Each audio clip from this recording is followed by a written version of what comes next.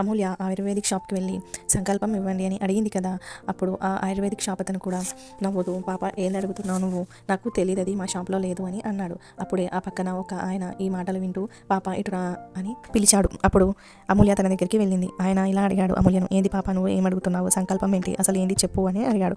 అప్పుడు అమూల్య, మా అన్నయ్యకి ఆరోగ్యం బాగాలేదు, మా అమ్మ నాన్న మాట్లాడుకుంటే విన్నాను, వాడిని సంకల్పం ఒకటే కాపాడుతుంది, దేవుడి సంకల్పం ఒకటే కాపాడుతుంది అని మాట్లాడుకున్నారు, అందుకే సంకల్పం గురించి షాప్లో అడిగాను, ఎవరూ లేదని చెప్తున్నారు.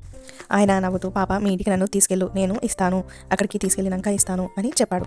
అమూల్య ఆయనని వాళ్ళ ఇంటికి తీసుకెళ్ళింది. అప్పుడు వాళ్ళ అమ్మ నాన్న ఆయనను చూసి ఆశ్చర్యపోయారు. అమూల్య ఎవరమ్మా ఏనా అని అడిగారు.